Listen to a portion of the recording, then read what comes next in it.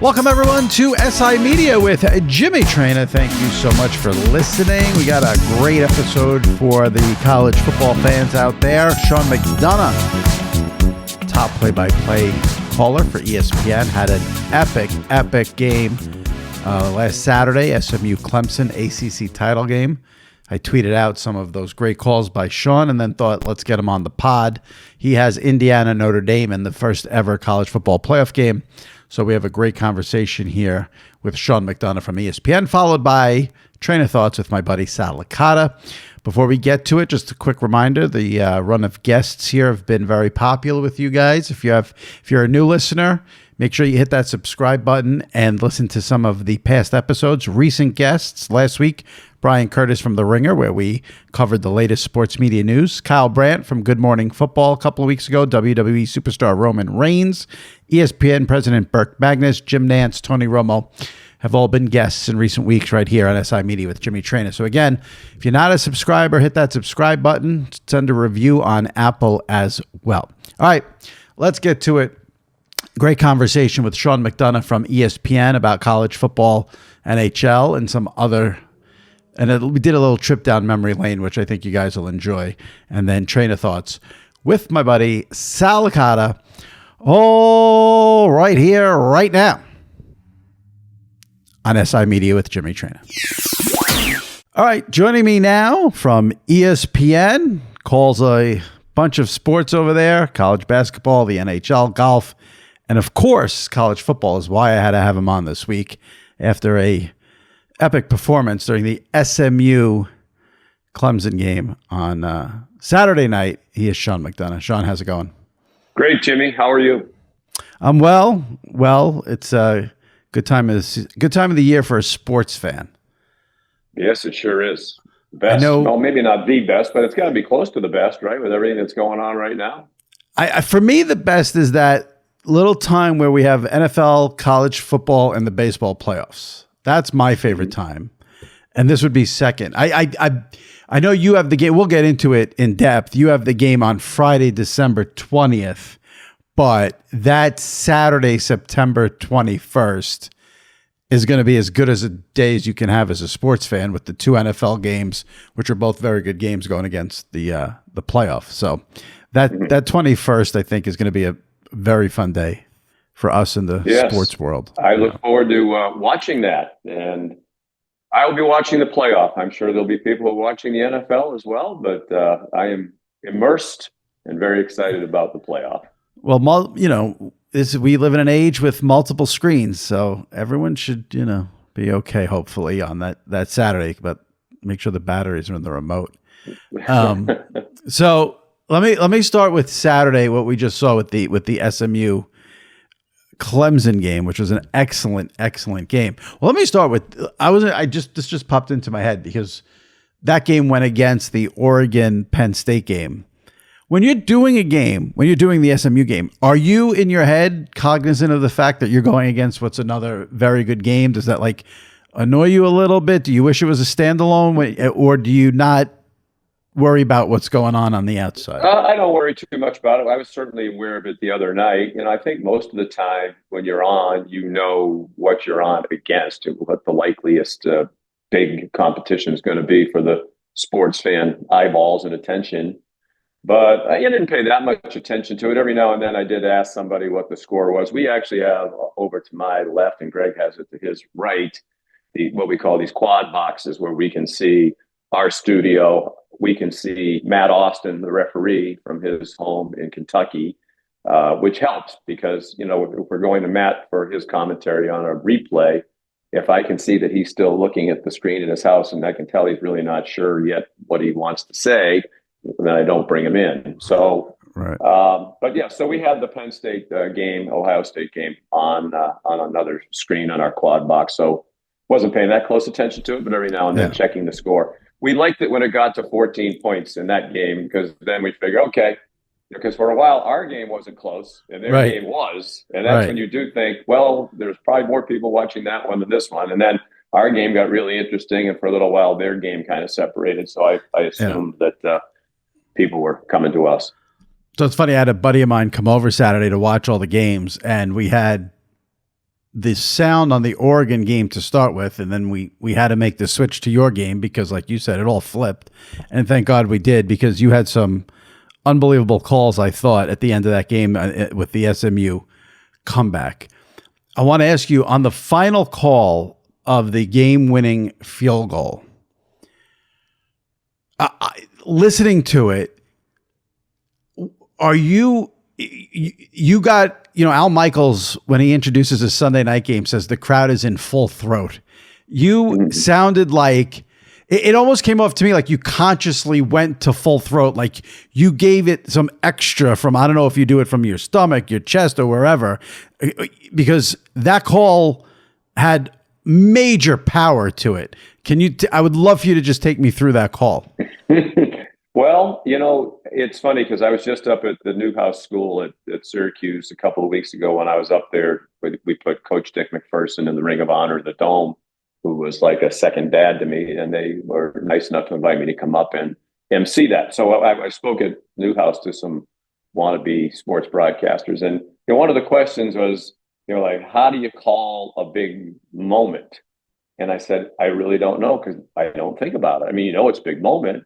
But I think any call, everything you call it, should just be instinctive, right? I mean, the first play of the game, it's 1st and 10. And if you're screaming and yelling, then you don't have anywhere to go when something really interesting does happen. So, I never honestly, Jimmy, sit there and think, well, that was a big field goal, so I better really punch this now. To me, it's just a natural, instinctive, physical reaction too, I guess, because it does take a little more oomph when you're calling that. So, I mean, I thought it was, to end a playoff game on the last play of the game with a 56-yard field goal. It turned out, we said it as we went off there, it's the first time it's ever happened, a conference championship game.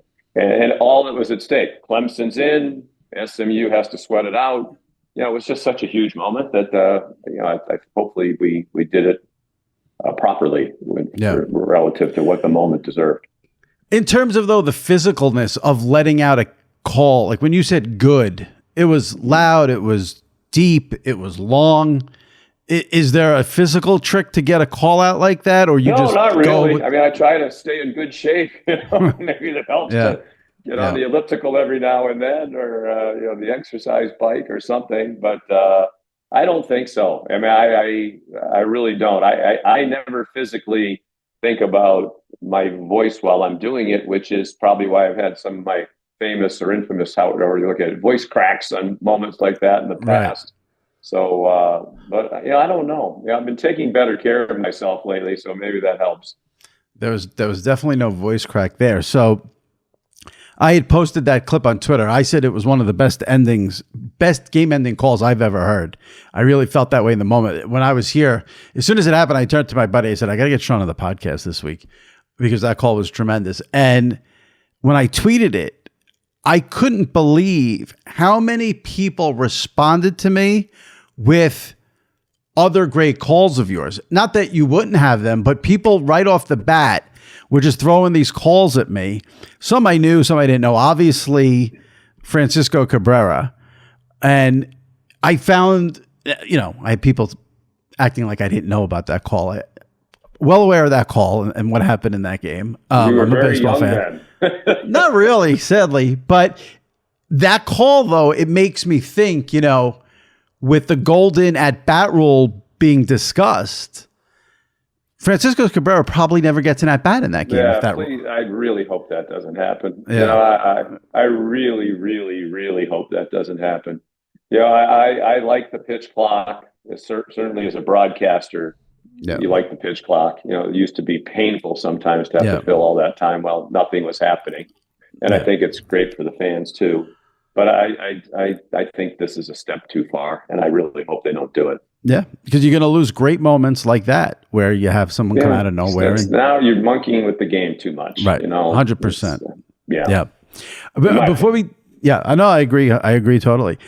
Before we get into some college football stuff in the playoff, if you don't mind, I just want to take just a couple of minutes here to sort of take a trip down memory lane because I want to tell you what some of the responses I got from people for your best call and just get your take on it. Obviously, it's funny because I never really sit here and think about it. And then every now and then Yeah, my friend Tim Welsh, who was, the basketball coach at Providence, Sure. who is now doing analysis for us, does a great job in college basketball.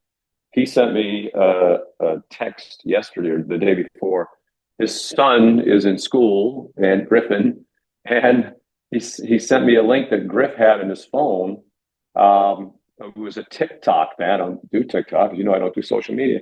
And it was my 10 greatest calls of all time. And I'm sitting thinking, first of all, who takes the time to do this? But it was really fun because there were one or two or three that I thought, oh yeah, I forgot about that, or not completely forgot about it. But when I think of the lucky moments that I've had the blessing to be involved with, oh yeah, that one should be on the list. So anyway, I didn't mean to interrupt, but no, I mean, it's become a TikTok thing to me is right. Kind of not silly, but it's flattering, I guess. But well, that was partly why I wanted to do it, because I just wanted to throw some of the responses I got to see if you remember that game bang right off the top of your head and what took place. So obviously Francisco Cabrera, we don't have to go through. The other one I'm sure you remember right off the top of your head that I got a lot of was Michigan State with the botch snap on the punt. I remember that game like it was yesterday because I had bet Michigan State, and as a bettor, you don't get many breaks like that. So I remember my buddies were here. It was one of our big college football days where we watched that game. That call, I'm sure you remember right off the top of your head because it wasn't that 100%. Long ago. Yeah. Yeah. And every year when the Michigan State game comes around, I invariably get calls from, talk shows up in Detroit or a writer who's writing a retrospective article about it. So I kind of relive it every year, at least once or twice. And it was great. The game, to be honest, Jimmy, up until that point, if you said what else happened in the game, I'd be hard pressed to tell you much of what happened. You probably would be too, even though you had money on it. But the ending, it was just stunning. And again, we talk about, don't think about the call. Like if you have to sit there and say, oh my gosh, he botched the snap. All they had to do was catch it and punt it. The game's over. And now the other team's going to win.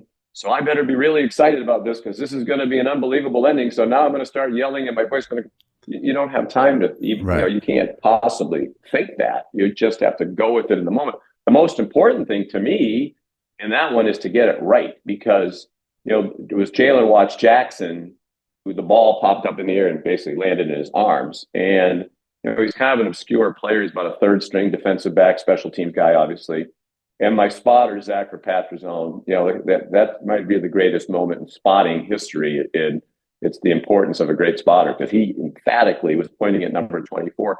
And in that moment, you want to know that you have it right? Not like, oh, I hope this is the right guy because there's nothing worse on a play like that he crosses the goal and says, no, wait a minute, it was Jimmy Traina. Oh, and then you're like, oh my God, it's one of the plays of all time, and I completely botched it. So the fact that not only he was pointing on our huge chart at Jalen Watts Jackson, but doing it is telling me I know this is the right guy. Right. And then to me, one of the most important things is then stop talking, right?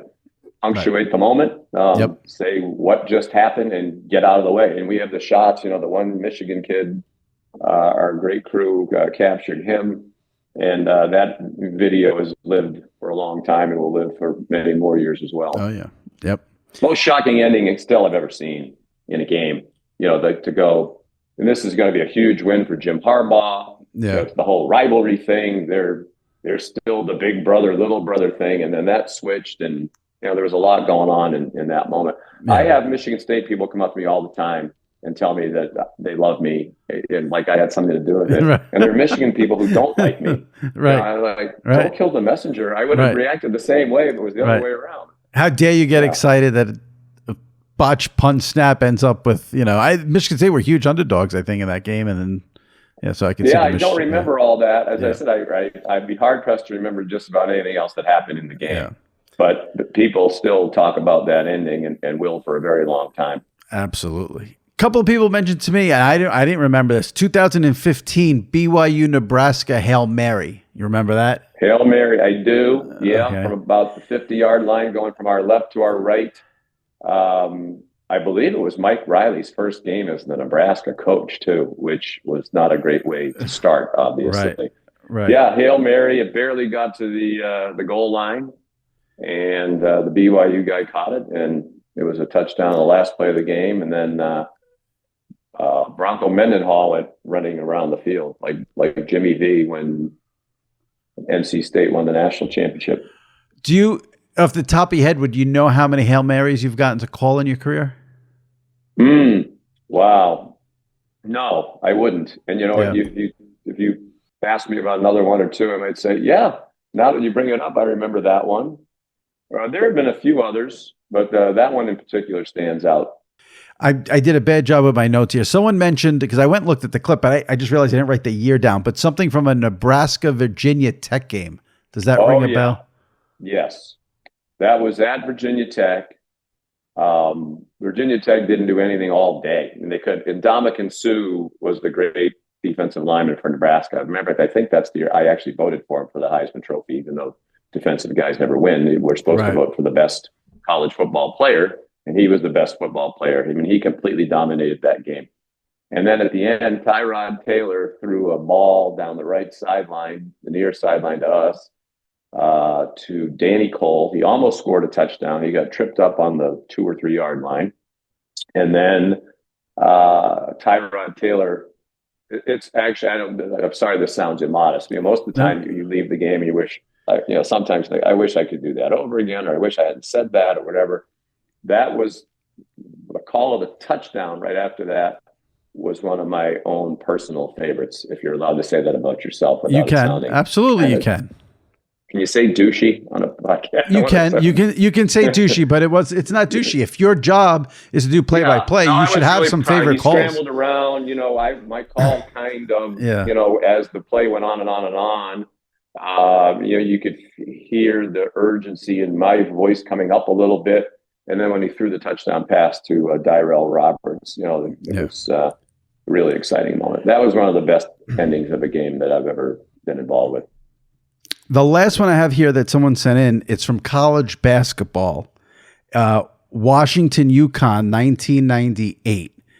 I have the audio, and I'd love to play it if you're okay. I mean, I know when I hear my voice on my podcast, I want to vomit. But if you're okay with it, I want to play this one because I love that we get, if I'm not, in the clip, I think we get a second or two of Raft in the beginning, which I love. Yeah, so let's this is 1998 final NCAA tournament, Washington, UConn. Shelby, if you could play that, let's give that a listen. 1-4 shot, try and turn the corner. And spreading the court for Elamine. 10 seconds remaining. Elamine off to Bosco. He was blessed. The shot wouldn't drop. Hamilton! No! Another tip! No! Hamilton! Off the buzzer! Yes! Connecticut wins!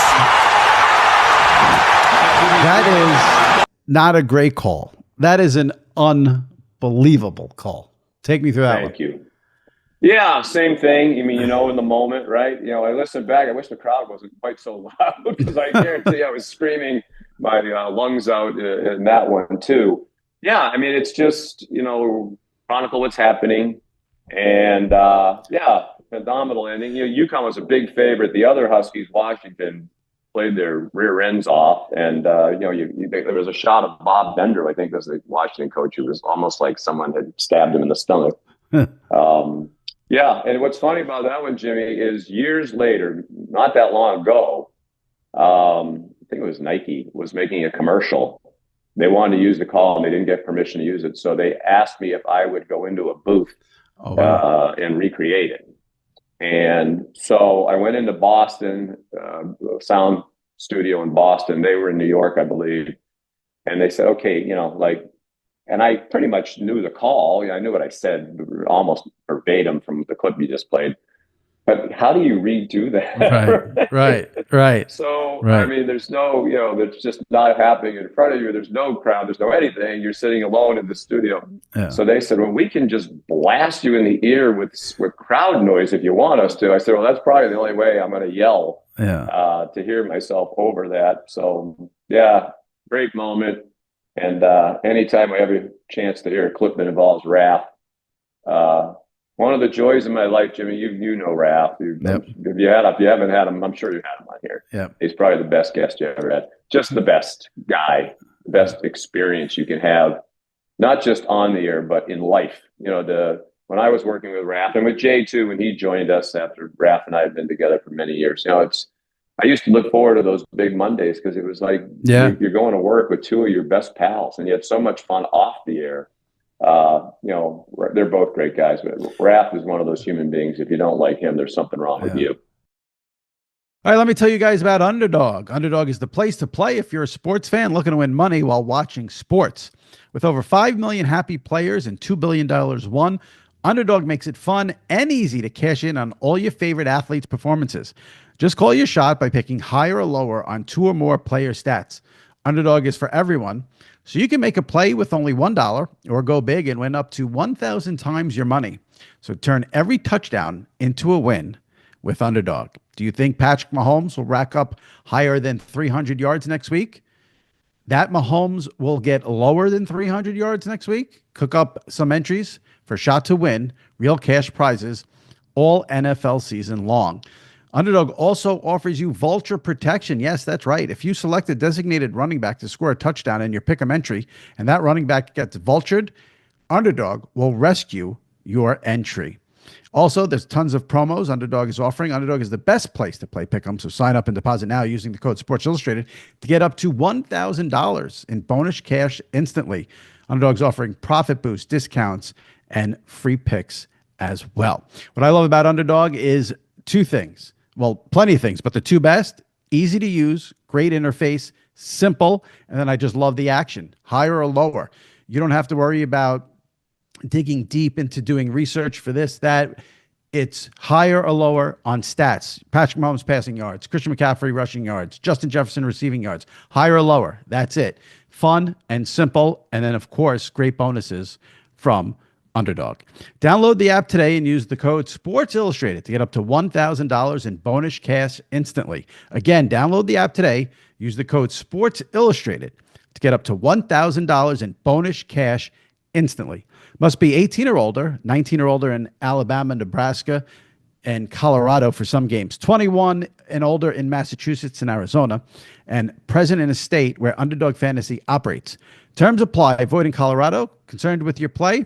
Call 1-800-GAMBLER or visit www.ncpgambling.org. In Arizona, you can call 1-800-NEXT-STEP or text NEXT STEP to 53342. In New York, call the 24/7 Hope line at 1-877-8-HOPE-NY or text HOPE-NY 467-369. I had Nessler on the podcast sort of towards the beginning of the season, and Brett Nessler's, good friends with Ric Flair, and I asked him who's more difficult to keep up with on a late night out, Ric Flair or Bill Raftery, and he said Raftery. Yeah, and and it's not like, and I always hesitate slightly when the conversation goes to Raph's nightlife because I don't want anybody to have the impression like we have to carry him out of some place. Right. He's not that kind of guy. It's the social part of it. He not that he doesn't have his fair share of drinks by his own admission, but he's not the one after another, and then he's a mess, and then you're like, oh God, here we go with Bill. Right. To clear it up, what Nessler said was. Raph can hang longer. That's what he never wants to go home. Right. We used to call him Uncle One More, and people thought that meant one more drink, and that meant he wanted to go to one more place. And I'm like, Raph, we're not doing that. I used to when we were doing the big Mondays, Sunday nights, I would hang with him, but I'd say, all right, Bill, I'm not having a drink the night before the game anyway. Now that rule goes to 2 nights before the game. Which is maybe why your voice is a little stronger at the end of a game like the other night, but you're fully hydrated and that sort of thing. But I told him, I'll just drive us around and we'll still go have a good time. But I'm not staying with you till 1:00 in the morning. We're going to eat dinner, leave at a responsible time, and go back. So there were many times when I left, and not many, a few times. You don't want to leave because it's always fun. Right. When he called to tell me he was leaving ESPN, I just thought to myself, I was happy for him because it was a great deal. But I thought, I'll continue to have fun doing this because we always do, but you never have as much fun as you can with Bill. Yeah. Uncle It's such One a blessing More. to be his friend. It's just such a blessing to be his friend. He is he is just the best person. As beloved a figure in sports media as there is. And Uncle One More, because he always wants to go to one more place, is one of the greatest things that's ever been revealed in this podcast, I must say. Yeah, Uncle One More. Last thing sort of on the calls, and we'll get into some college football. I'm just curious. So the NCAA tournament, call it Hamilton. Compare, let's say, the botched snap on the punt with Michigan State. Which call is more difficult or maybe is more challenging? Because the basketball is frantic and there's not a minute of downtime. The punt is one isolated play, but there's a lot of confusion maybe because you don't know what's going on. I'm just curious, which would be more, which is a more challenging play to call? I would say probably the football. Now the only thing that maybe the basketball thing is there were a bunch of guys at the rim. I think in the middle of that, I said another tip, no. And what that really means is I'm not sure which guy tipped that, because if I was sure it was Hamilton again, but there were guys from both teams who were kind of up there going for the rebound. So generally, the answer that I think almost always, Jimmy, would be the basketball, because you're right at courtside. They're right there in front of you. Whereas football, a lot of times these booths are far away. And then, sometimes in football games, guys have mud on their jerseys and you can't tell the numbers. And in college football, if you ever become the commissioner of college football, please get rid of double numbers. You would be the hero for every broadcaster. That's another thing, especially on special teams plays. Is that the number 24 who's the running back, or is that the number 24 who's the safety? Yes. And then they, not that you could read their names from that far away anyway, but a lot of times they don't have names either. So, the football thing, that's why I will to this day forever praise Zach for what he did, and not to diminish, like when that Michigan State play happened, ESPN and other places too, they kind of replayed, here's the ESPN call, here's the Michigan radio call, here's the Michigan State radio call. And, the other people didn't identify Jalen Watts-Jackson until, after he was being piled on. And that's the other thing about that play. I knew he was hurt. It turns out, I think he fractured his hip because he was pushing people off him as they were jumping on him. But, I think one of the best parts of that call was just that Zach got it right immediately, because sometimes from that far away, and hockey's even worse. Hockey's a joke how far away we are. Right, and then you're trying to find a puck that's this big. And, I always tell my buddies in Boston, go to the worst seat in the arena and then look up and further back, and that's where we are. In the TD Garden, the ice level's on the third floor of the arena. You take the escalator, elevator to 3, or walk up the stairs, and the booth is on 9. So you're 6 stories above the ice level, hanging out a window, basically, trying to find the puck and identify number 15 or number 16. Do you use binoculars? No one cares, by the way. No, it's too hard. Got it. The puck moves so fast. Right. I tried it once, and then I tried a couple of times calling it off the monitor, and that's no bargain either. Yeah. Sometimes, depending on where you are, that's a little easier. Like, I'll forever be grateful to Mike McQuaid and our management people. Mike's got the big job now, deservedly so, at ESPN. Linda Schultz and Mark Gross, because when we had Florida in the Stanley Cup final this past year, I thought, oh gosh, it's the worst booth. I always joke when we do the on camera from the booth, they call it the sky deck, I think, or the sky level. So I always, on the on camera, I say, Sean McDonough coming to you from the appropriately named sky deck. It's always my little jab because we're just so far from the ice.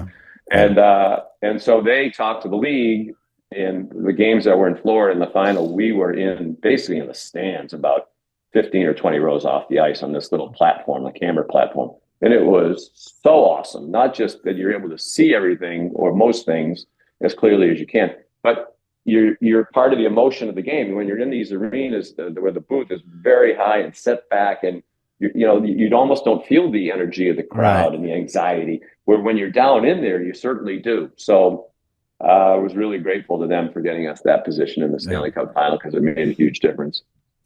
And for college football, are there any bad booths, or they're all pretty good? Oh, there are a lot of bad booths. Oh, there's a lot of bad. I'm looking forward to the Notre Dame booth. There's some bad booths. Ole Miss, the booth is basically wide enough for two people, like Greg McElroy, stand shoulder to shoulder.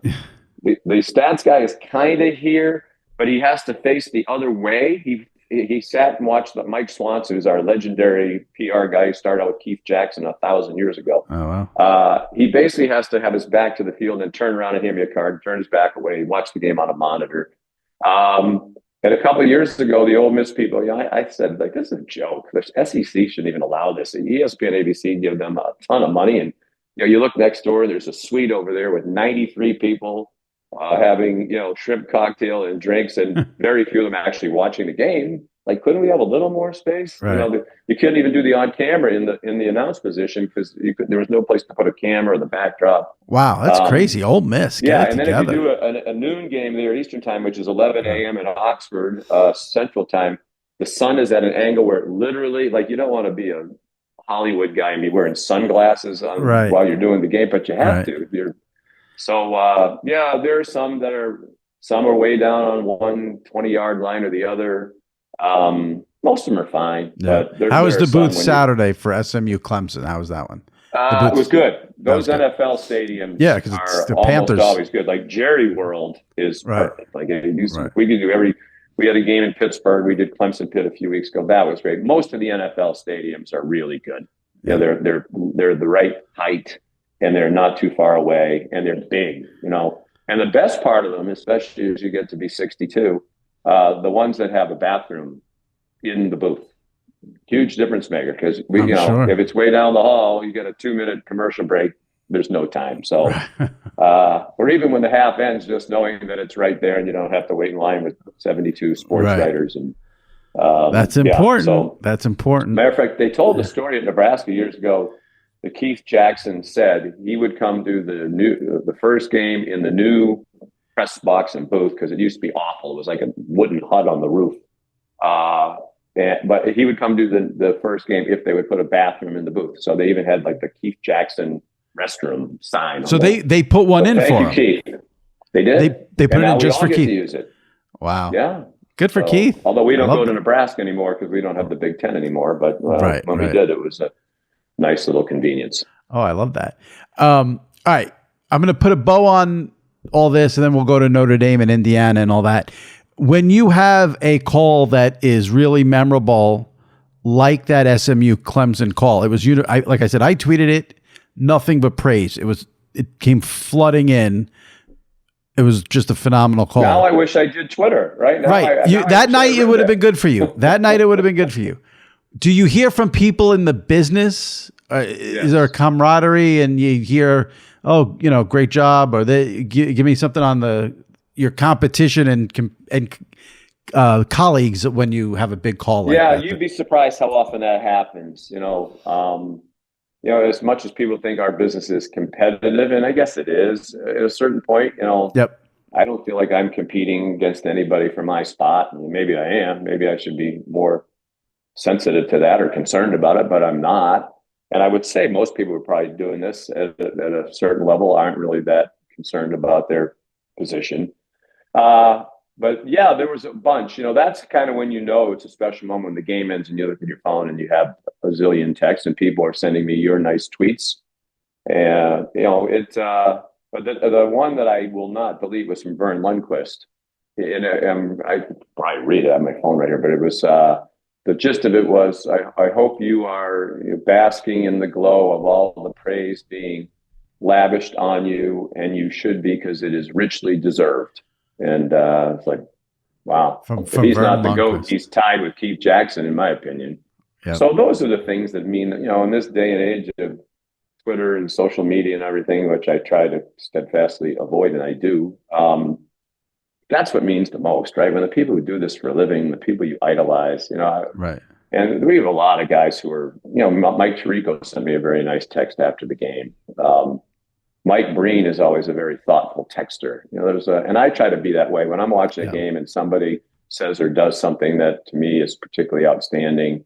I try to send them a note because I know how much it means to me, and I'm sure anybody appreciates somebody saying they did a good job. I mean, I think it's great if you get a text like that from anybody, but the fact that you'd get it from Verne, who, like you said, the all-time best at it, that's That is really awesome. And another really one awesome. of the Hall of Fame nice guys too. Yes, and, absolutely. blessed to be to call him a friend. And matter of fact, sometimes it even prompts. I had a text from Dick Stockton at the end of the game, and he said, "By the way, I'm in Arizona. Let's get together for lunch." I actually had lunch with him today, just because there you go. he had texted after the game. Right. So Nice. he's another one, right? I went to Syracuse because Marv Albert went there, and Dick Stockton went there, and Bob Costas went there. So when guys that you were idolizing and hoping someday you'd have the kind of career they do, send you a text. Bob's always very generous. And the first year I did hockey, I was getting crushed by some Ranger fans.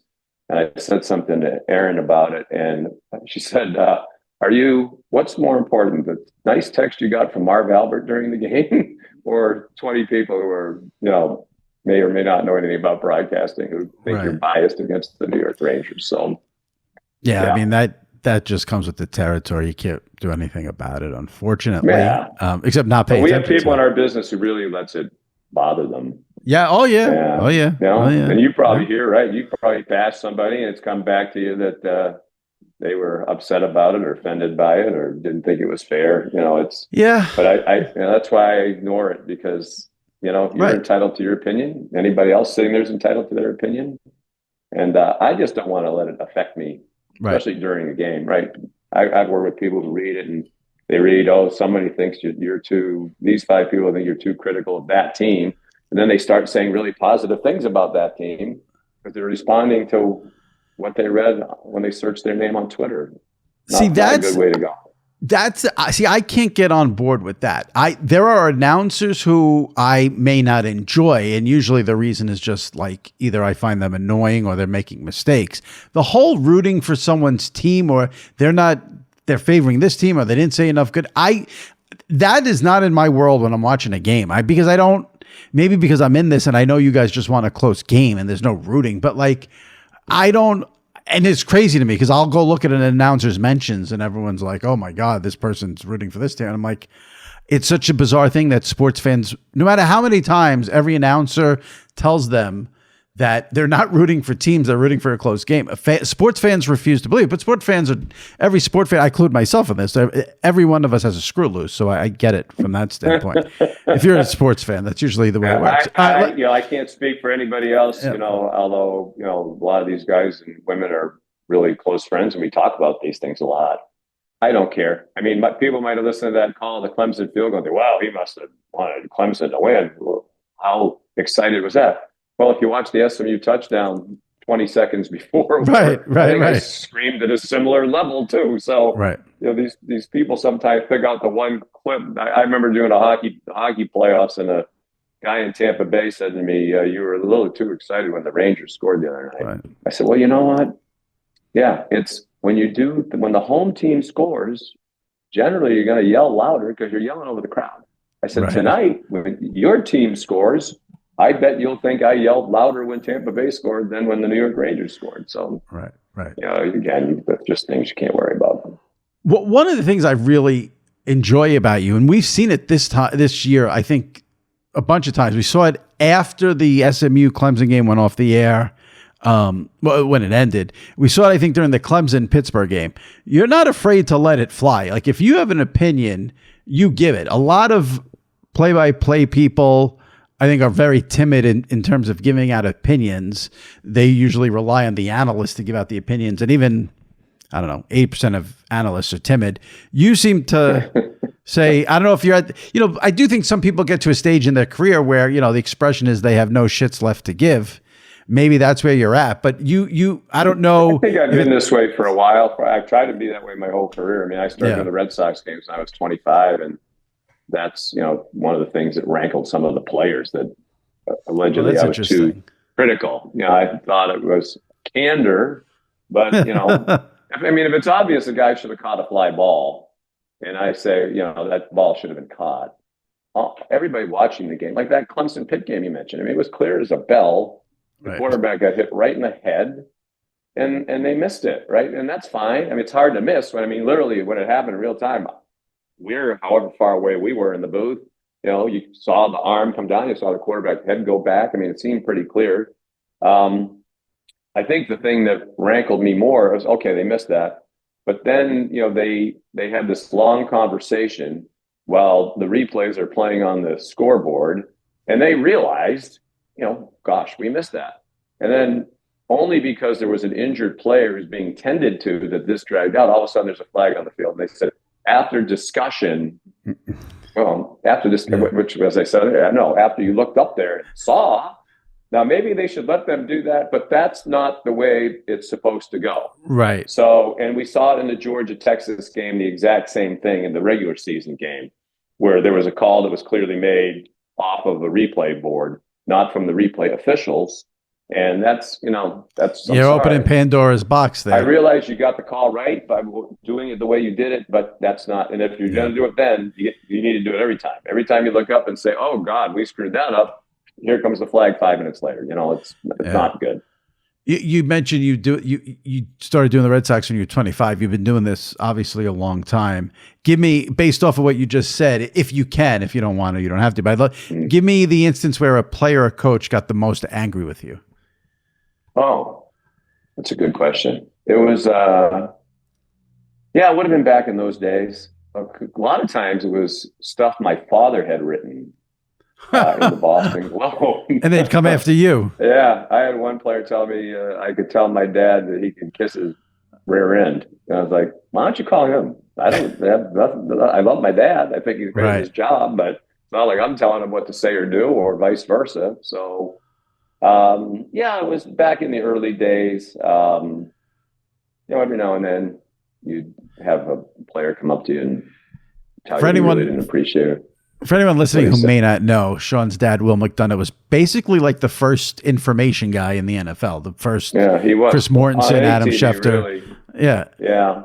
And he worked for NBC and CBS, right? I guess the basis, the NFL Today. Yep. And it happened by accident. They brought him down to be a guest to talk about a particular thing, and I don't remember what it is anymore, that he had written about the NFL. And Brent's told me this story himself. Musburger, of course, was the legendary host of the NFL Today back in those glory days.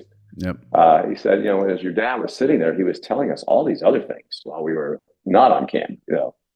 That quarterback's not going to play, and if they lose, that coach's going to be fired or whatever. And he said it all came true. So he said, well, maybe we should bring this guy back next week. And then, so he accidentally became the first information man on TV. Right. And he really didn't want to do it. He didn't give two hoots about being on TV. But I was the oldest of five, and I was just starting out going to college. And newspapermen back then, and probably now too, were not exactly awash in cash. So he really, it was a blessing because it really was the money that was beneficial to him at that particular time. I love that people who got mad at what he wrote confronted you. Oh yeah. And that's crazy. I said, Roger Clemens said to me one time, I said, Roger, my dad called him the Texas con man or something, I said, Roger, this would be like me having a problem with you and calling Kobe one of his sons and yelling at him about it. Like, so call my dad, it's right. He's a reasonable guy. If you convince him he was wrong, he'll correct it. Matter of fact, that's one of the things my dad used to say. It's only a mistake if you don't correct it. But that's where it comes from. I guess I want to address the basis of your question because ESPN's mission statement, and I felt this way before I got to ESPN, is serve the viewer, right? I think that's why I'm there. So when I'm broadcasting a game, try to think about, what would I be thinking about if I was sitting on my couch and you and I were watching the game and talking about the game? And if it was, oh my God, how did they miss that penalty? Or how can they possibly call that a penalty now 5 minutes later? To me, that's what we should be talking about. What the people at home are thinking about while they're watching the game. And, you got to be careful, but I've been fired before. And every time I trust in God's plan for my life. I really do. And every time something's happened where I thought, oh, maybe I didn't want that to happen, my situation has always gotten better and happier. So, like the other night, I think Greg and I, as we were having this conversation after the game about the ramifications and now what's going to happen, Clemson's in. So SMU doesn't have the automatic bid, and the whole debate, as you know, Jimmy, all week had been Alabama, yep. SMU and Alabama, right? And I just felt watching that. I felt going into the game that SMU should do it. I think there's the notion that the SEC and the Big Ten are head and shoulders above everybody else is nonsense, right. Particularly as it relates to the Big Ten. But, you know, I think these ACC teams are really good, you know. And I think you're going to see even more of the spread of talent now with the transfer portal. Because right. guys who might be at Alabama and number 2 go to SMU, and they're really good players, and now they're number 1. Right. So I just felt like, you know, you can't sign off from that game what you just saw and at least not offer some commentary, in my opinion. Maybe. Yeah. But I am cognizant of, hey, we have a deal with the SEC. They probably want Alabama to be, and they definitely want Alabama to be in the field, right? So there's, and I give Greg a lot of credit because he's an Alabama guy. I mean, a national right. championship winning quarterback. He still lives there. He has a radio show there. You know, I think it was hard for him to say SMU should be in, knowing when he said that it was implied that Alabama isn't going to be in. Right. So, but I think if you speak what you believe to be the truth, you know, you're on solid ground. I love it. You mentioned you've gotten fired before. Can you give me a story about any time, doesn't have to be at ESPN, it could be at any point in your career, where you sort of got in the most trouble? Like, have you ever gotten a phone call from a boss? Why did you say that? How dare you say that? You shouldn't say that. Any memorable sort of slap on the wrist for Sean McDonough over the years? Or is it just you're fired? Yeah, no, it was kind of by accident. You know, when I left the Red Sox, I was sort of non-renewed, I believe was the way it was phrased. You know, there might have been a lot of reasons. My dad had just passed away. So I don't know.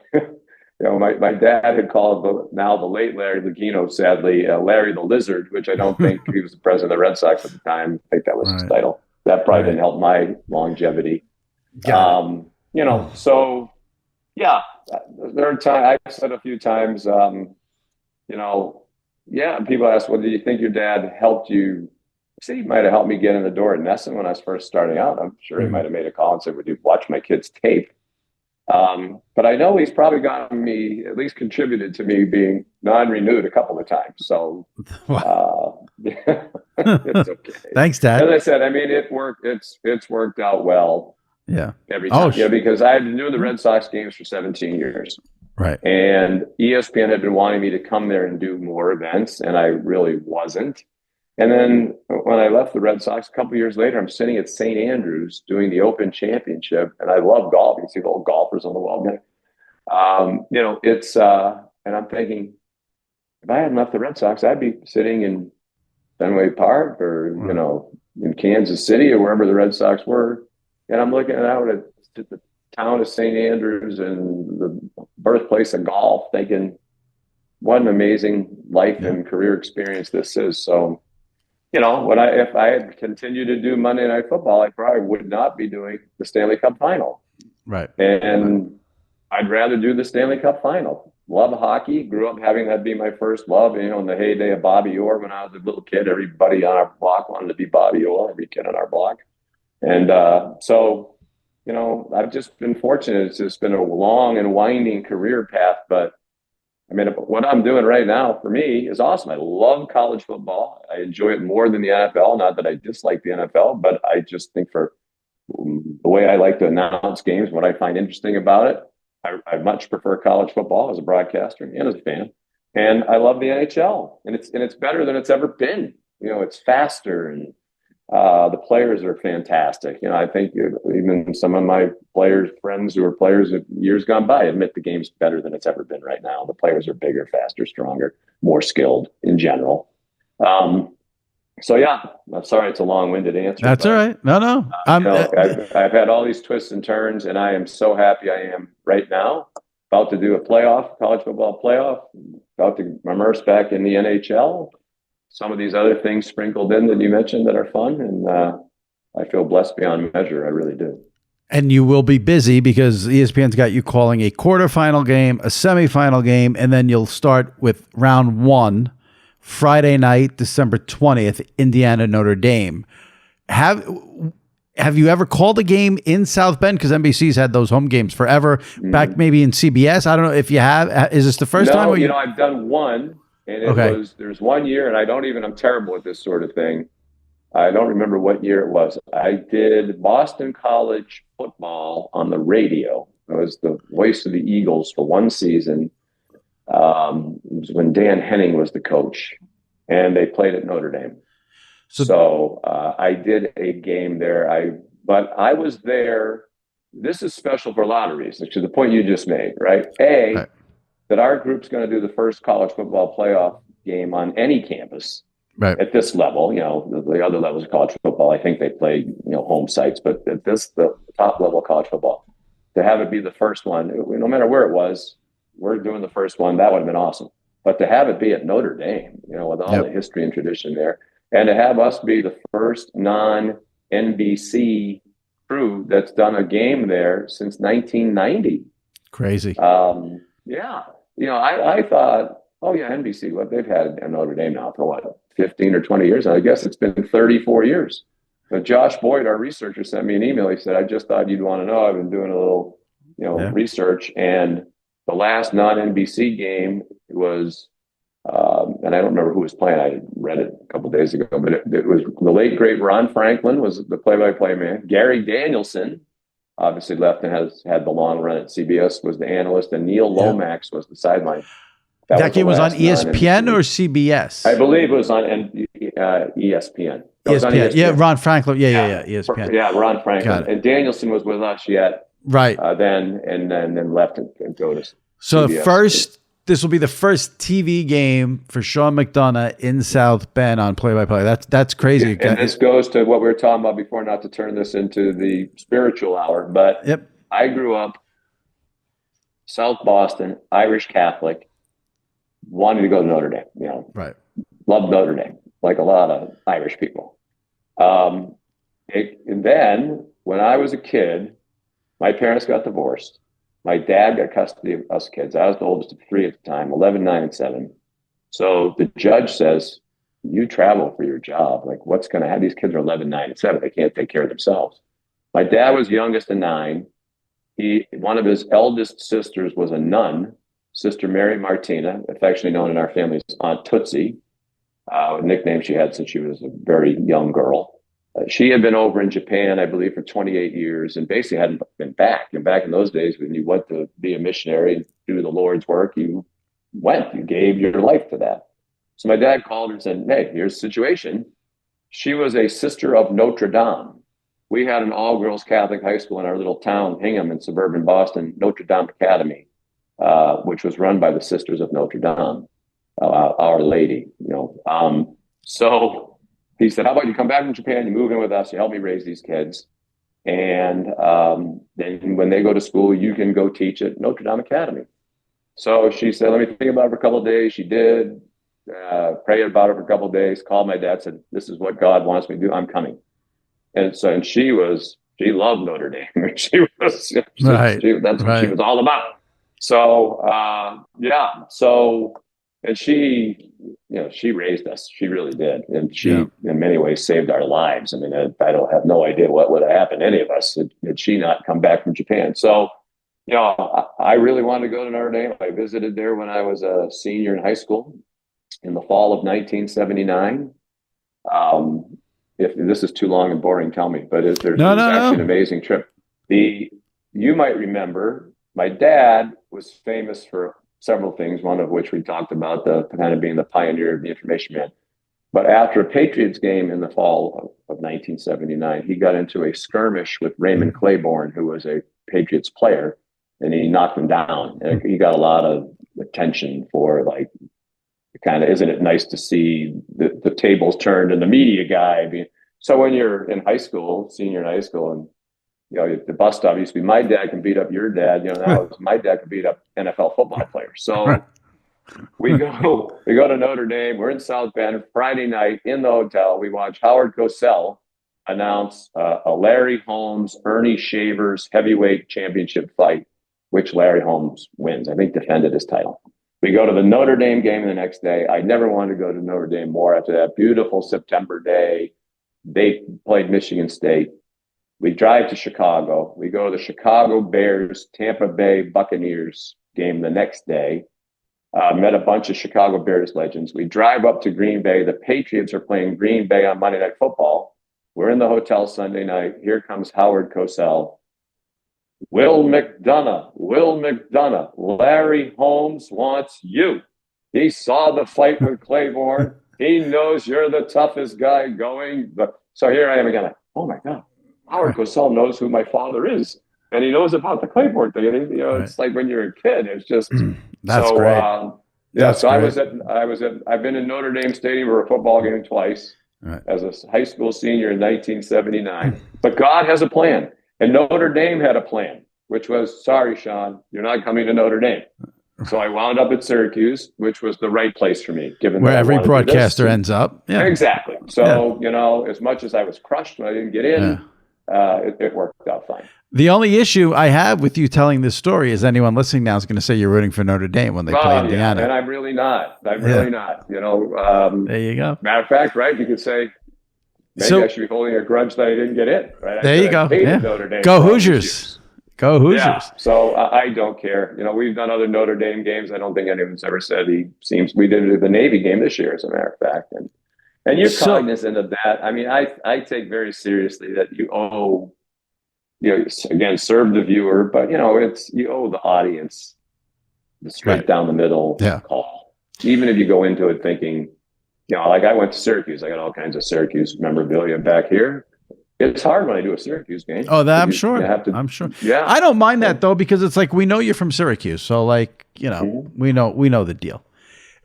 Anybody associated with college football, and I think everybody not associated with college football, has an opinion on the playoff.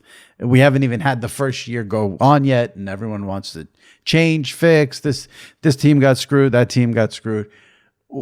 How would you like to see all this play out? What do you like the system the way it is? Are you waiting to see how it plays out? Would you like to get, this talk about Oregon got screwed because they played in a conference game, and this team, what needs to be fixed? What do you want to see done differently?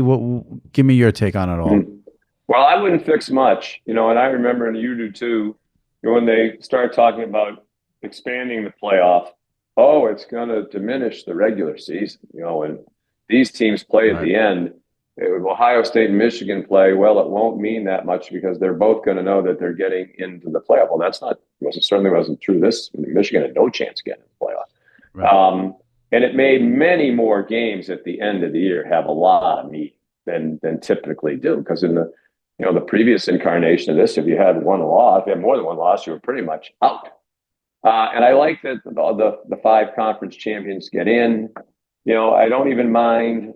I do think that one thing that maybe they have to think about, which gets to your question, is, okay, the 5 conference champions get in. Do the top 4 get a bye? Because I think that's part of what screws up the matchups. Yeah. And why Oregon, you look at their potential draw, and not even potential, their draw, no matter who they play, it's going to be Tennessee or Ohio State. And you're like, ooh, geez. Right. So I do think the fact that the 4 highest ranked conference champions get the byes, it maybe is a little too much reward, because maybe Boise State, and I should know what the ranking is, they still seeded them, but then they put them into the ranking. So they make it. Maybe they should get in as an automatic qualifier, but they should play with whatever their seed is, not necessarily get the first round bye. If I was going to change something, but if they didn't change it, I wouldn't care. I think it's awesome, right? Yeah, it is. Boise State, Arizona State, seeing that coming. Yeah. I don't have a huge problem. And I like what Dan Lanning said in the interview I saw him, the Oregon coach. He said, you're going to win the national championship, you got to beat good teams. Just go beat them. Right. And if they're the best team, I think they will.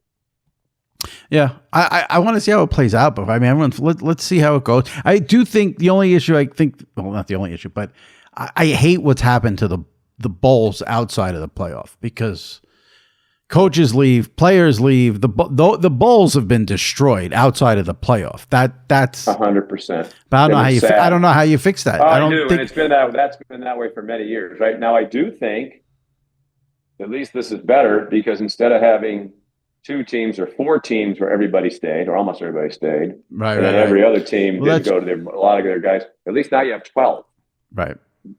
12 teams where I would doubt, I know there's a couple of guys who are talking about transfer portal and that sort of thing, but, not the best players on any of these teams. So it's better, but I agree with you, and I understand it, I guess, but maybe I haven't really thought about this, but maybe it's an unintended good consequence of NIL, the transfer portal, because maybe if you think, you know what, if I go play in my bowl game and I do really well, maybe more people are going to notice me. Right. I don't know. That's true. I just hate that people leave. Yeah, they leave before the bowl game. Yeah, the coaches to it. I'm not getting on the players because the coaches have been doing it way before the players. So many coaches get another job, but and they're not coaching. You can still have a compelling game without the coach. Well, with that's true.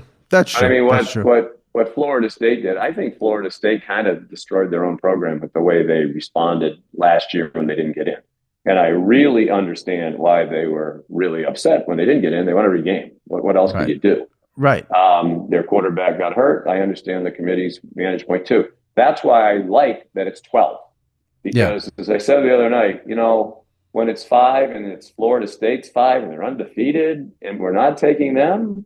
But if we were number 12 and we didn't get in, like Alabama or Ole Miss or that's on you. South Carolina. I honestly think South Carolina was the best of those at the end of the year. Certainly, one-loss teams that among the rest of the SEC teams, 3-loss teams.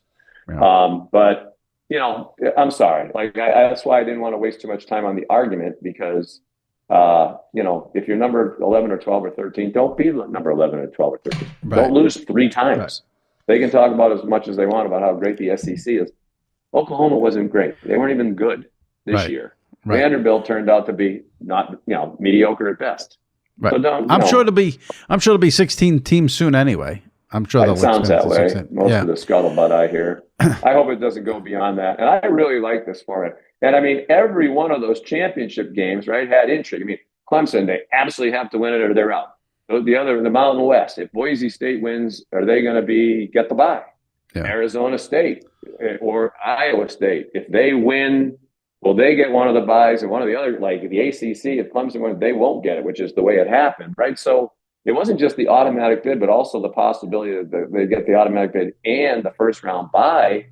I thought there was a lot of intrigue to all of these conference championship games. There was a lot of intrigue the last few weeks, and it worked out well. I'm really looking forward to the playoff. Like I said, you have the Notre Dame game, then you got a quarterfinal, a semifinal. Last thing here before we wrap up, I would imagine as one of the top college football broadcasters who, calls these games for ESPN, ABC with the ACC. I would imagine you have to love the thought of Bill Belichick going to coach North Carolina. I mean, they become a must-watch next year. No matter, at least in the beginning of the season, if they end up, 2-6, maybe not towards the end of the season, but those first few weeks, they will be on ABC at 3:30. Well, they have the SEC at that time, but they will be prominent. You will be calling North Carolina games week 1, week 2. Is that a done deal? You're the one breaking this news to me. If it's a done deal. It's about to be a done deal. As we tape this, let me put it this way: we're taping this Tuesday afternoon. It's going to come out Thursday, very, very early in the morning. He'll be the coach by then.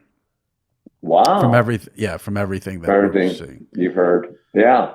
Well, I guarantee you and Greg will be in Chapel Hill week 1, week 2, or whatever week it is. I hope he's more engaged in the production meetings as a college coach than he was in the NFL. How did those go with Bill in the production meeting? Not well. As a matter of fact, Monday Night Football. Living in Boston for much of the year, and here in Arizona for more than much of the year, I guess, if that's not contradictory. But growing up, going to every Patriots game when they stunk, the chance to do a Monday Night Football game in Foxborough, especially in the new stadium, was really emotional for me. It brought back a lot of memories. So we had a game. They were playing the Baltimore Ravens, and the other members of the crew said, we don't really even need to meet with Bill because he's just not going to say anything, and and it's kind of just uncomfortable, and so I said, well, I'd like to go. I mean, even if you get one, my thing about preparation is even if you get one thing out of it, it's worth it. Right. And plus, I just kind of want to see it for myself. So I was waiting for him. We actually met at Mr. Kraft's suite in the stadium. It was like a Saturday. It was 2 days before the game. And, they bring the people you're going to talk to up into the suite. So he showed up. Stacey James, who's been the PR guy for the Patriots, as you know, for forever, said, don't jump right in on the game. Bill, it's better if you get him talking about something else that he might find interesting and, kind of warm him up a little bit. So I said, okay, today is the Army-Navy game. So, Bill grew up at Navy. His dad coached at Navy. Well, what if I asked him about that? So, yeah, perfect. So I said, when Bill walked in, hey, you're going to have a chance to, and I knew Bill a little bit. We had done a radio show with my dad when he was first coach of the Patriots, second year when they miraculously made it to the Super Bowl with Tom Brady. I said, you're going to have a chance at all to watch the Army-Navy game? And he said, oh, yeah. And then I said, well, what are your, memories? And honestly, Jimmy, he did like 15 minutes. I actually think it was a setup, like a filibuster. It was like he was running out the clock. And he didn't have to talk about his team or the game or the. So when he got him to leave, and it was interesting. I mean, he had a lot of great memories about growing up at Navy and particularly the Army-Navy game. But I thought, I just got punked. Now, there was not one question about the Monday night game. Well, as he got up, I asked him, you'll remember this too. John Harbaugh is a really good friend of mine. And so their relation, they had played a playoff game and the Patriots ran some weird plays and John complained about some of it. I don't know. I don't remember the details now, it was a while ago, but John had said, like Bill Belichick, when John got the job, and he was not the most well-known assistant coach at the time. He had been with the Philadelphia Eagles for a long time. Bill apparently made a call on his behalf to Ozzie Newsome and maybe even to Steve Bisciotti, the owner of the Ravens. And John always appreciated that. And they've always had a good relationship. So I said, Bill, I just want to ask you about your relationship with John because, he has said you probably helped him get this job and you guys were friends. And so Bill, he answered the question. He said, I've always liked John. He said, I didn't like him complaining about those plays because they weren't illegal or whatever. But yeah, we're friends and blah, blah, blah, blah, blah. So, so you got that at least. So I got one thing out of it, but and 15 minutes on Army-Navy. Yeah, 15 minutes on Army-Navy. The story's good. About the story's a minute and a half on the history of his relationship with John Harbaugh. And it's funny because the next morning, Monday morning, the day of the game, I did a local radio hit in Boston. And I talked about it with the hosts on WEI. And I mentioned the thing about Harbaugh and Belichick. They might even ask me about it. And then Bill knew before the game started because our producer said, oh, by the way, Stacey James on the way to the booth. And, like Bill's not happy that you talked about that thing on the radio this morning. I was like, I'm going to talk about it on Monday Night Football. Right. So, I mean, what's the, and there was nothing. And now Bill's a media member all over the place. It's amazing you say that. Yeah. I remember Bobby Knight. Oh, the media. And then he stops coaching. He's on ESPN doing games, collecting a check from doing a media job for a media company. So, Aaron Rodgers will be next. Aaron Rodgers keeps saying he's not going to have a media job. Aaron Rodgers will be in the media. You can take it to the bank. And they're interesting, right? I know because I've been around Bill, as I said, on the radio and other situations. Like he could not have been kinder when my dad died. Right. Saying a lot of nice things. Made a very generous donation to this fund that we set up to, in lieu of flowers, we're going to give money to my dad's favorite causes. Bill was very generous with that. Wrote an op-ed thing in the New York Times about a lot of things, but he mentioned my dad. And so, I'm not surprised that he's doing well as a member of the media because I've seen that side of his personality. I just hope now that he's done this for a little bit, maybe when we come to see him next fall, as you predict, he'll be a little more welcome, especially since, we were colleagues. We were co-workers at ESPN, even though we didn't work together. It's a good point. It's going to be very interesting to see when he goes to North Carolina, how he handles the media after this year for sure. But that's next year. For this year, we still have the playoff. Sean will have Indiana-Notre Dame Friday night, December 20th. And then the quarterfinal and the semifinal. Looking forward to it. Appreciate all the time you gave me here, Sean. This was great. And enjoy the praise. It's well deserved. Thanks for doing this. Well, as I said, I always am hesitant to thank people like you who do this for a living, because then you sound like you're being a suck up, and that's the last thing any of us want to do. But I do appreciate it. And no problem. Yeah, thank you. Always good to be with you, and hopefully it won't be years and years before we do this again. Absolutely. All right. Thanks, Sean. Appreciate it. Take care. See you, Jimmy. Happy holidays. You too. Thanks. All right. Joining me now, as he does every week, for our Traina Thoughts segment from WFAN Radio in New York, SNY TV in New York, my buddy Sal Licata. Sal, how's it going? It's been a fun week so far. Busy, but fun week. Have you found the time for the Christmas decorations? No. Unbelievable. My wife has put up some. No, but no, I got actually maybe tonight and now it's raining out, so it's a pain in the neck. Like there's some things we might put some stuff outside. No, this weekend, hopefully the tree and all that this weekend. Well, it better be this weekend. Yeah, I know. This is it, really, right? This is it. Yeah. I'm even thinking, like, as I was pulling away from the house today to go to work, I'm like, it's a good thing I didn't invest in the lights for the house. Like, it's almost over already anyway. For what? 2-3 weeks you're going to do this? It's ridiculous. Well, my tree fell on Friday at 6:30 in the morning. Did you put it back? Yeah. It took me 3 hours. To get it back up and do everything? Yeah.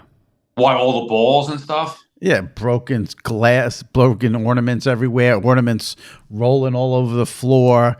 The floor was soaking wet because the tree has to get watered. Then the needles with the water.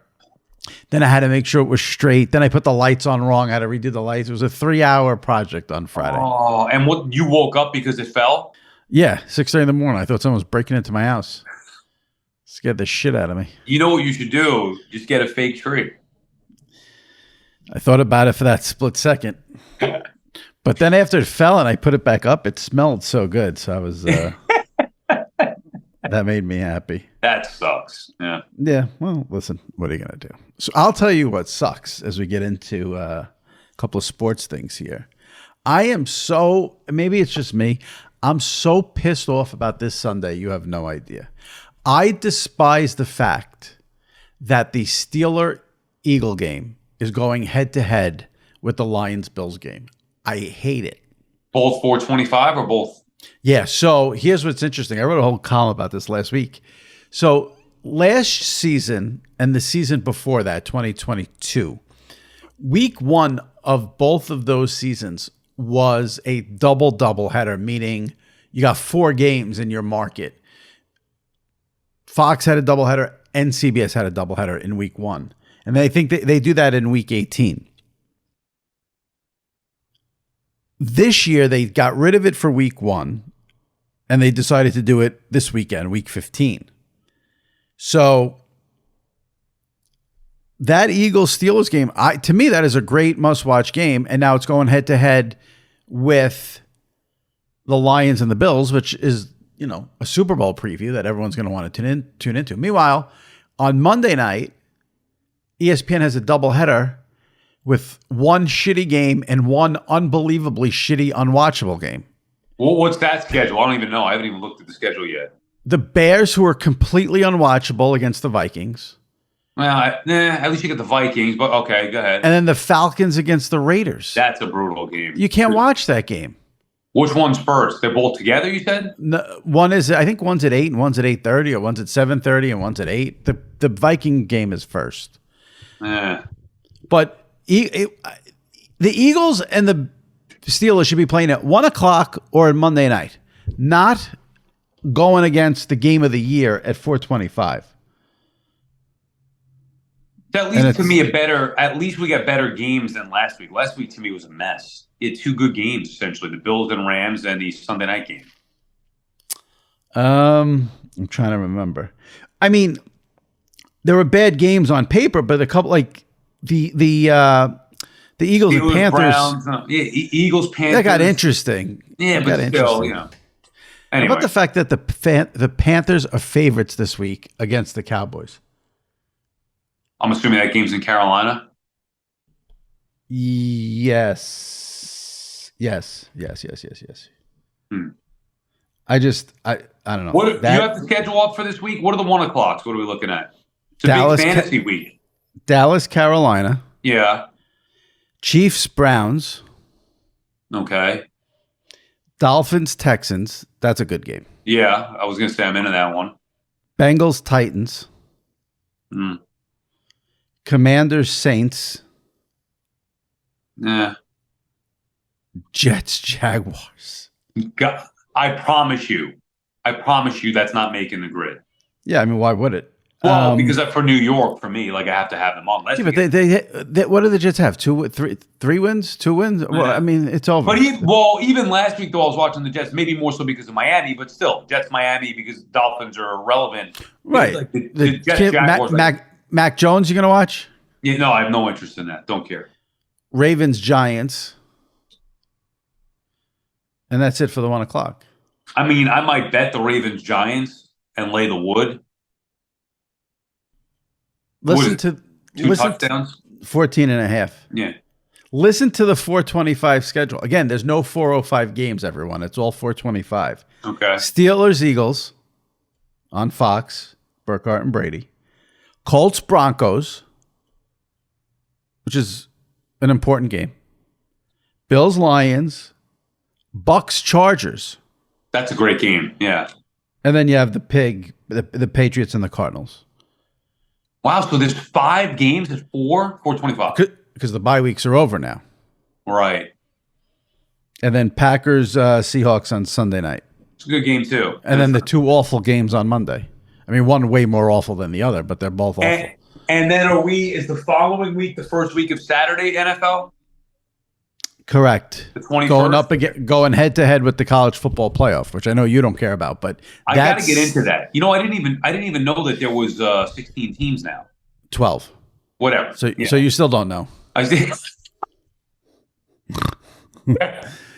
So they have 2 playoff games on Saturday, December 21st, going head to head with 2 of the NFL games. Yeah, I don't like that. That makes it to me less inclined or less likely that I'll get involved now.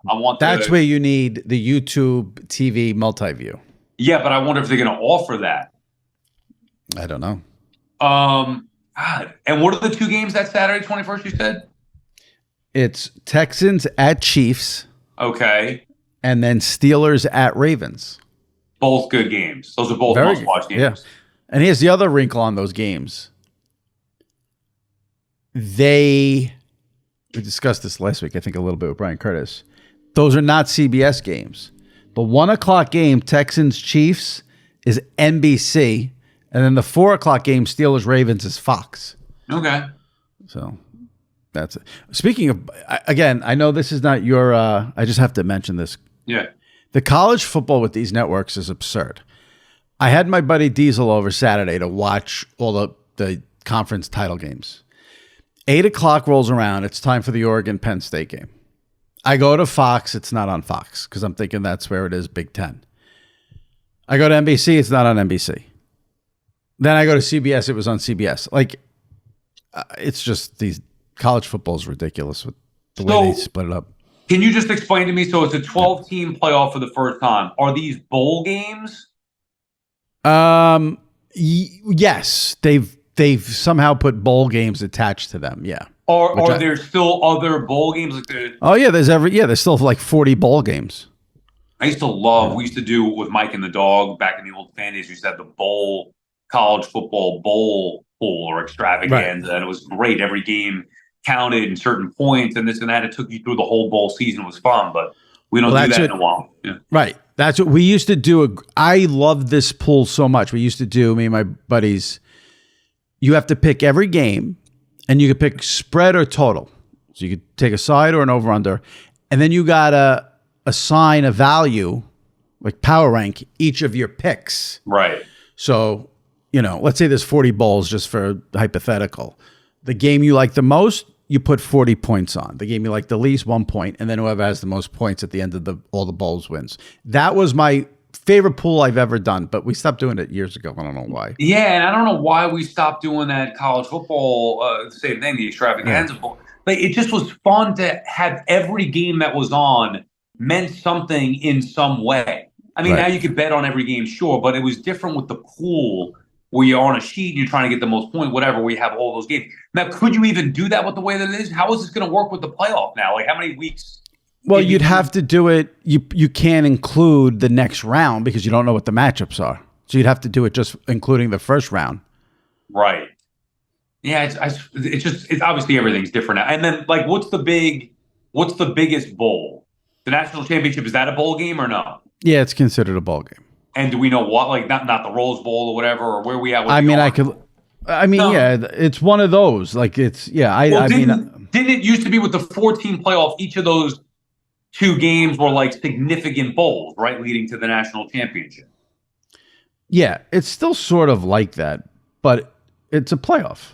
You know how I found out about this? My buddy, Sean Gelman, who's a big listener, actually, to your podcast. I work with him at SNY. Thank you, Sean. Yeah, he goes, Sal, Indiana's going to be in the college football playoff. I'm like, get the hell out of here. Indiana in the college football playoff. I had no idea that they expanded to 12 teams. Now it makes sense. Yes. They've only lost 1 game the whole season. So. I know, to Ohio State. He was telling me about it. I'm like, they're going to get killed by Ohio State. Like, I may not pay attention to it, but I know enough to know Indiana can't compete with the legitimate team. Like Notre Dame, I still think Notre Dame will stomp them this week. I'm going to bet them. Really? Yeah. And it's Indiana? Next week. It starts next week. Yeah. And this is not a playoff. This is a playoff game? Yeah, it's a playoff game. Yeah. Okay. The playoffs start on the Saturday when the 2 NFL games start. Okay. And then, so those 2 NFL games, those 4 teams end up playing on Christmas. And bowl games start when? Like this week or? Next week. Oh, I'd have to just say, this is going to be so mean, and I don't mean it to be mean, but I just have to say this.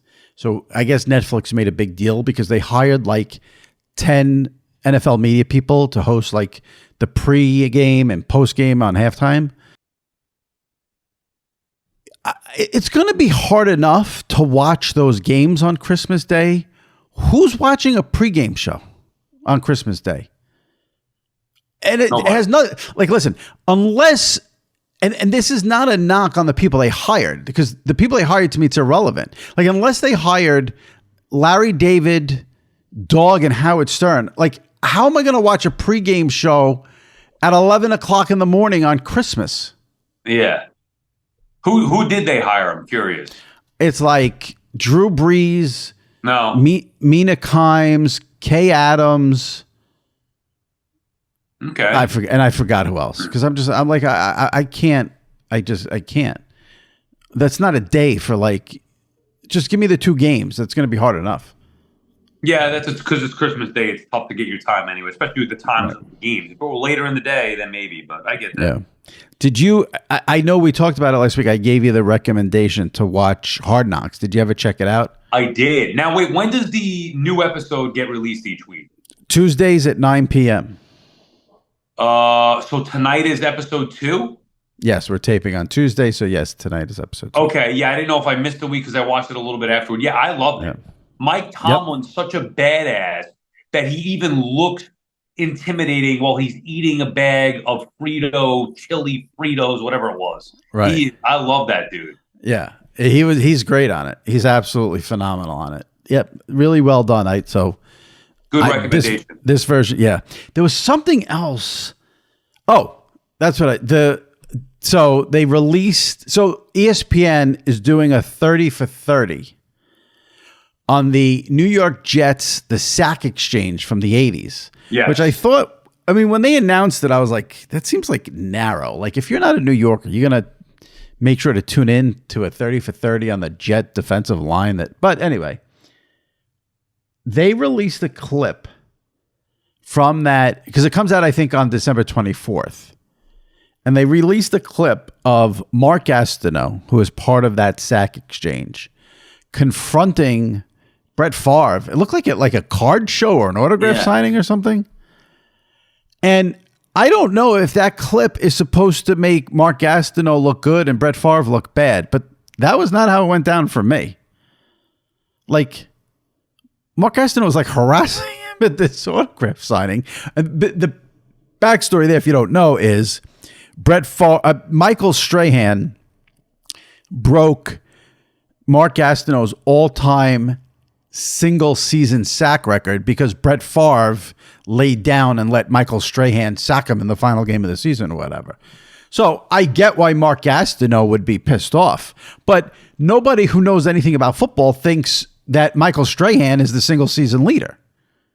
Everyone knows Brett Favre took a dive and let him get the sack. So, like, if you're Mark Gastineau, you got to relax a little. That was not a good... Well, I think something's off there with him, and it has been for a while. But, yeah, Favre was going to introduce himself or whatever. But, like, yeah, I know you. But then he didn't know whether he was going to get sacked in that moment, or he was like, what do you want me to tell you here? Like, right. I don't want any confrontation. He didn't know what to do. Yeah, like Brett Favre, like, what is he, like, Mark Gastineau goes, I want my sack back. Well, what is Brett Favre, like, what is he supposed to do? Yeah, and then he goes, well, Brett's like trying to play around and say, well, that might hurt. Gastineau goes, I don't care. I want my sack back. So, like, what, so, but it doesn't even make sense. So, like, so you think if you sack Brett Favre at an autograph signing that counts in the NFL record book? Like, what? The clip was, I'll give ESPN and 30 for 30 credit for this. The clip was so bizarre and dumb that now I want to watch it. Yeah, I'll definitely I would have watched it. The clip wasn't dumb, but Mark Gastineau's actions were, let's just say, shaky at best. I think he's got some issues, man, sadly. Yeah. Well, if that's the case, then maybe don't show that, maybe don't release that as the teaser. Yeah. But that made me want to watch it. I think there was I saw a preview for something else that I wanted to watch, but I don't know. All this stuff coming out in December, but yeah, that I'll watch that now just to see what the hell's going on there. Will you watch? I don't know. Did we talk about it? I forget. Will you watch the Rodgers thing? No. Okay. No interest at all. Couldn't have less interest. I got it. The media. Everyone makes up stuff. The media is terrible. I got the shtick. It's fine. And also, like, I don't know. Like, it's not entirely his fault. It's partially his fault, but like, they've won 3 games and he has a book coming out and a documentary coming out in the same season. Like, that's a little rough. Yeah. Well, the timing of the book at least was good because it was before the season. Yeah, that was early in the season. Yeah. I'm just saying. But that's the other thing. Like, you have a book coming. I mean, it's not his book. It was a biography, not an autobiography. But a 3-episode thing on Aaron Rodgers, like, being a weirdo is not my cup of tea. I'm going to watch it, but I can understand, like, the excitement is off the Aaron Rodgers, I do think I will defend him from this. What happened Sunday in that press conference, that was a ridiculous question. The reporter asked him about, can you talk about the Jets not making the playoffs for the past 14 seasons? He's been here for 2 years and didn't play in one of them. Like, What does he know about the Jets' 14-year playoff drought and the franchise overall since their inception being a complete embarrassment? Like, that's not for him to answer. Right. He had a great answer. I thought he had a great response to that. What's the question? You said. He said, what's the question? The person goes, the Jets haven't made the playoffs for 14 straight seasons, longest drought in the NFL. And he's like, well, what's the question? And then he followed it up or whatever, or they must have had. I saw the response where he said, yeah, I mean, I've been here for one of those years. I didn't play whatever it was, but basically I've been here for one of those years. That has nothing to do with me. Right. I don't understand what he's supposed to say in that situation. Like, you haven't made the playoffs for 14 years. You've been here for one. Yeah. I mean, that was, I don't know. I guess, well, whatever. All right. I don't even know if I should bring this up, but. God, bring it up, yeah. I want to know, I mean, you don't even know what's going on in the college football playoff, so I'm hesitant, but are you into the United Healthcare shooting story? Because in New York, this is a huge, huge deal. I don't know around the rest of the country, but I need to know if Sal has been following it and knows the details. I am aware of it, yes. Really? Yes. Okay. Do you know someone? I did not know the day of. Right. And then somebody alerted me to it later in the day, and I was stunned by it. And then once I found out about it, I was like, kind of not obsessed with it, but into it. Oh, so you're into it? I saw the video. Yeah. Oh, that's fascinating to me.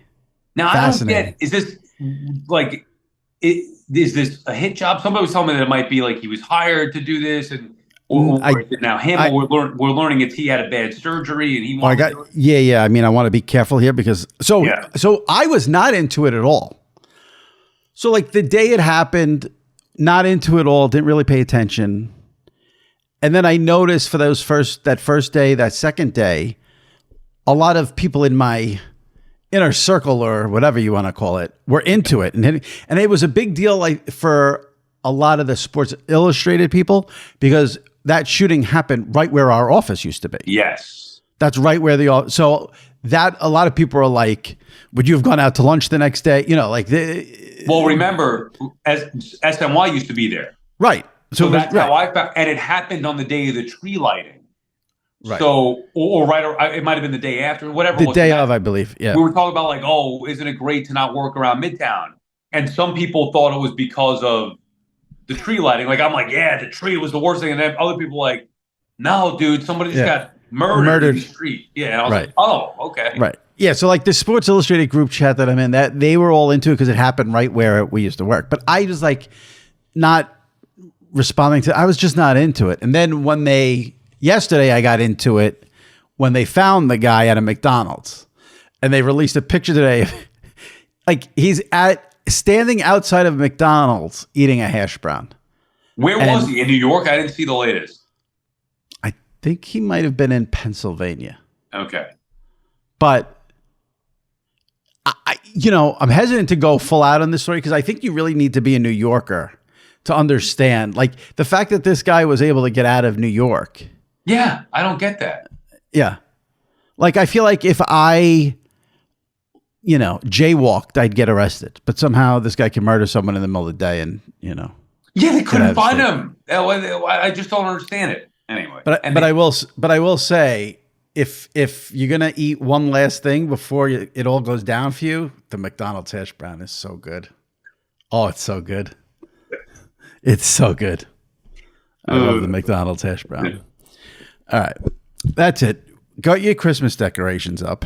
All right. I'll keep you posted. Keep your tree up, will you? So far, so good. Yeah, we put it back Friday. It's still up. I know who not to call with help putting my Christmas decorations up. Well, I could tell you what to do. I'm good. I can guide you in that direction. Manual labor just doesn't. I'll give you okay. So I have a light in my bathroom. It's in the ceiling. I notice it's not going on. I'm like, okay, let me see. So I get on the chair. I take the light bulb out. I go get another light bulb, put it in. Doesn't work. Oh, shoot. So for me now, like it's done. That light does not exist. Like I'm not going a step further than that. I'll pee in the dark if I have to. Thank God there's other lights in there. But like that's the extent of my manual labor right there. It does not go past that. Not good. It's not a good situation. I see these people outside doing the lights outside, and I'm just like, everyone looks miserable doing it. Yeah, it's miserable. No one looks happy putting up the Christmas lights. Right. But that'll be you. Yeah. No, it's not going to. Yeah, it'll be me being miserable. I'm going to do the bare minimum this year. Maybe next year we'll. I'll say this. I don't know if you've experienced this in Jersey, but I've noticed for the past like month to 6 weeks, driving around Long Island, there are signs. You can't drive a quarter of a mile without seeing a sign in the road for we will put up your Christmas decorations, tree lighting service or whatever. Yeah. I never remember seeing that like that before. Ever. I never remember that as a kid at all. Ever. And I know one sign I saw said, like, we put up your Christmas tree lights, $200. To me, if the choice is pay $200 to put up your Christmas lights outside or not put them up, I would go and not put them up every time. Who would pay $200 for that? By the way, $200, I would pay that. It's more like $1,000 or $1,500. Stop. Yes, I'm telling you. You're lying. I'm telling you. I got a quote from this year, and I talked to people who do it. GO, BT, they had that. I'm like, what? You're telling me you know people who have spent $1,000 to have someone put up their Christmas tree lights? Yes. I mean, Christmas lights outside. Yes. I'm with you. I'm supposed to speak because it's a podcast, but I'm speechless. Even if I had endless money, it doesn't, well, maybe endless, but like it's not just about the money. It's also principle. I mean, what are we doing here? Thousands of dollars for a month of Christmas lights? No way. We could not be more on the same page on this one. Yeah. Well, tell my wife that. And do they come back to take them down? I think some are, I believe so, but I think some could be there year round if you want. Or like maybe the initial setup is they put the hooks and stuff. So it might be the initial setup might be more money. I don't know. I honestly don't know. I'm never going to find out because I'm not doing it. I'll put them around the rail and the bushes. I'm not paying somebody $1,000 to come do my lights. This is astonishing. Yeah. Astonishing. You find out something new every day. So are you guys, so let's give me a prediction. Yeah. When we tape this podcast next week, will you have your tree up and your lights on the house outside? Yes. If not, they're not getting up this year. Like this is it. You're going to Saturday night's main event on Saturday. So when are you going to do this? Yeah, I know. Saturday morning. That's going to be Saturday morning's main event. I have to put those lights up. Get the tree, put the tree up, put the lights outside. That's Saturday morning. Your wife's going to hit you over there with a steel chair? That'll be the main event. And you're not doing it right. There is a great, I'm going to send it to you. There is a phenomenal, and I mean phenomenal, Howard Stern show bit from maybe, I don't know, 5-6 years ago of Ronnie the limo driver with his much, much younger girlfriend putting up Christmas lights and fighting like animals the whole time they do it. I will send it to you, and I guarantee you're going to write back and tell me that you found it hysterically funny. Please do. I look forward to that. I love Ronnie. Arguing about where to put the lights, where there's this. Great. And that'll be you on Saturday. I can't wait. Yeah. All right. I'll keep you posted. All right, Sal. Take it easy. Talk to you later. Bye. All right. My many, many thanks to Sean McDonough. My thanks to Sal Licata. My thanks to you for listening. Appreciate it as always. If you're not a subscriber to SI Media with Jimmy Traina, make sure you hit that subscribe button. It's very important. Helps tremendously. So please, please, please subscribe. And if you have missed any recent episodes of this podcast, go wherever you listen, Apple, Spotify, anywhere, and catch up. Brian Curtis from The Ringer was on the podcast last week, where we covered all the latest sports media news. Kyle Brandt from Good Morning Football, always one of the best podcast guests out there. He was on a couple of weeks ago.